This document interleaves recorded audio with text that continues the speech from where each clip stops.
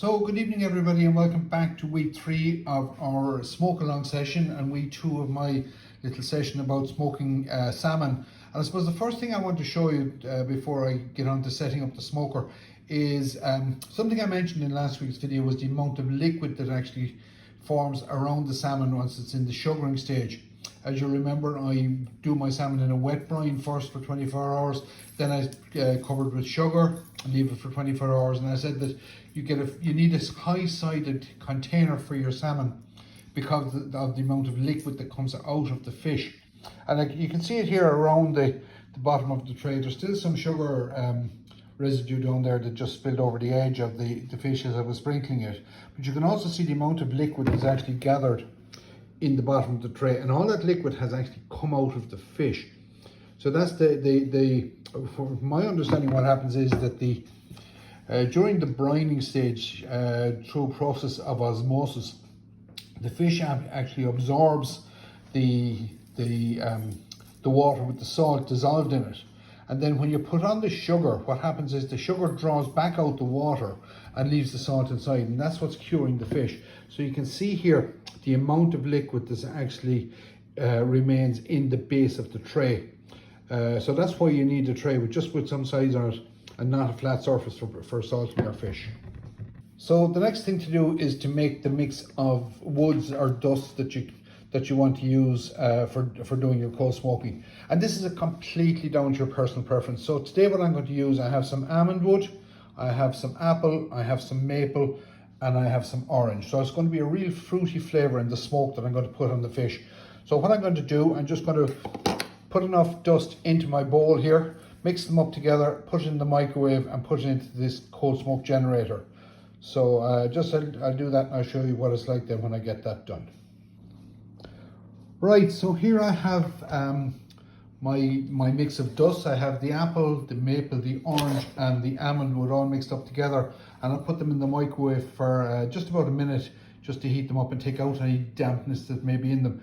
And if you look in the mix, you can see the actual different textures and coarsenesses and colours of the woods. The very coarse pieces, that's the orange wood, and the darker dust that you can see in there, that's actually from the almond and the cherry, and the maple.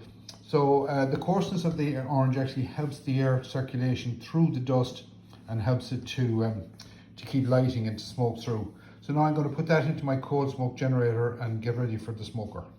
So I have my smoke generator, my smoke generator filled with dust.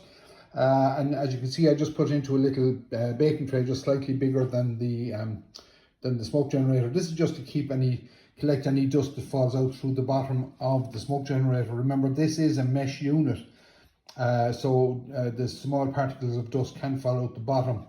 Also remember, I mentioned last week about not having the dust jumping over the bars. If you look there, that's potential for the fire. As it comes down along, once it gets to this area, it'll jump the bar and then it'll start burning in both directions. So it's important that you make sure that you don't have any areas where the fire can jump. Just running your finger along, make sure that that you don't have any potential jump spots in the smoke generator. So now I'm just going to light up this, and I'll show you that once I have it up and burning. So I've used my little creme brulee torch just to light up the dust. Just lit the start of it, give it a little blow, and you can see the amount of smoke that is generating there, and that's as much as it'll generate right through the burn time. And that burn time should be somewhere in the region of 12 to 14 hours. So the full bowl of dust that I warmed earlier has gone into the smoke generator. Doesn't look like there's a lot of space in there, but it does actually take a fair bit of dust. The mix of dust used is entirely up to yourself. Some people like to use oak or ash, or not ash, but oak or beech, but I like to use the fruit woods when I'm doing salmon. So that's the smoke mix there. Up and ready. So now I'm going to set up the smoke generator, or the cold smoker. So this is my little ProQ cold smoke unit that I use. I find this is a great little unit because it has the layers for stacking. So the first thing I do, right down at the bottom on top of the fuel grate that comes with this unit, that's where I actually just put my baking tin with my cold smoke generator, right down at the bottom of the ProQ.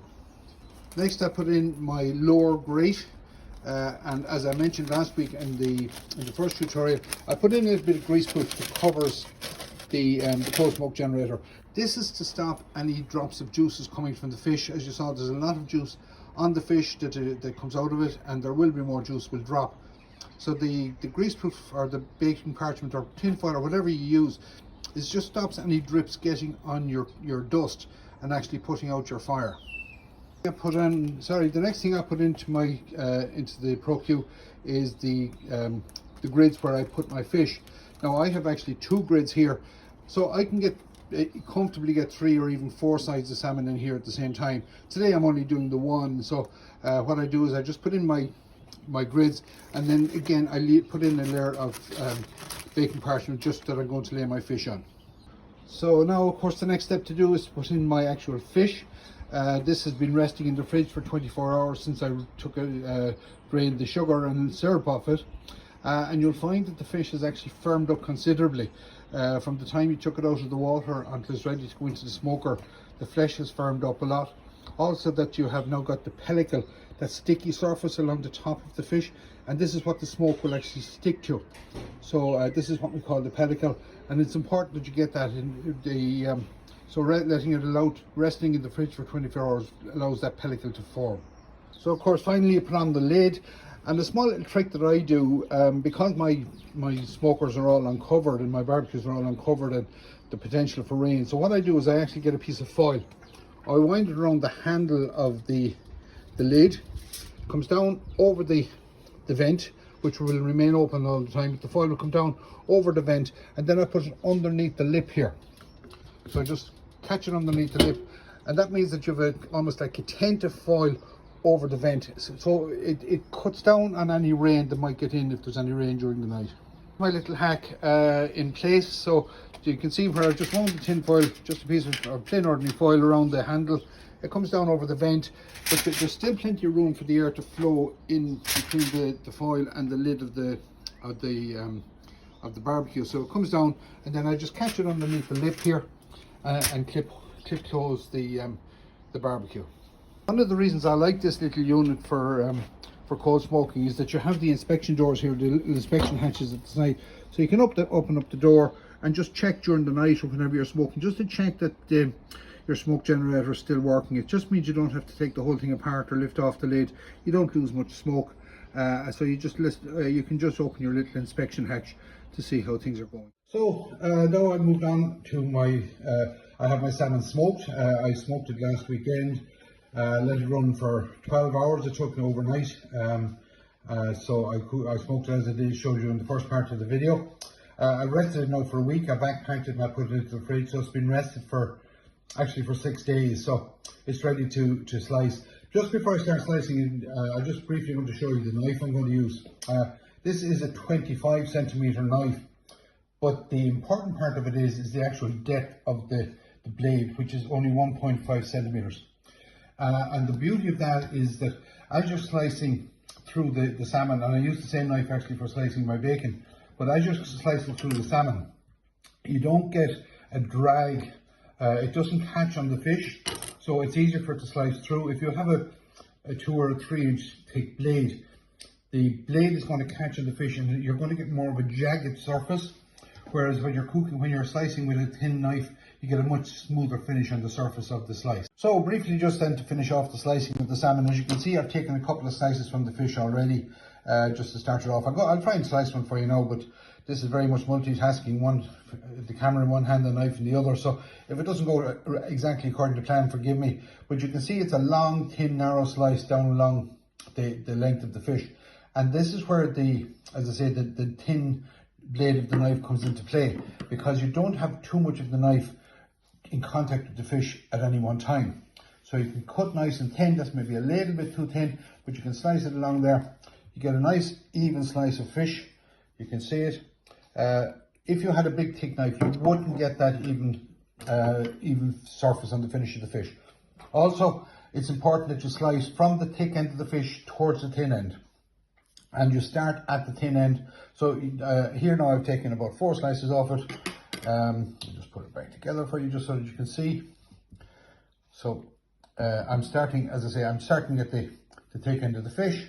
So peel out, that's the outside skin obviously, then the first slice, second slice, third slice. And it's a nice even cut down along the length of the fish, again working back towards the thick end and towards the tail end. So you're slicing along, nice even fish, and there you go, that's my lunch circle for today. So folks, that's my my videos on the finishing off on the salmon, the smoking and the slicing of it.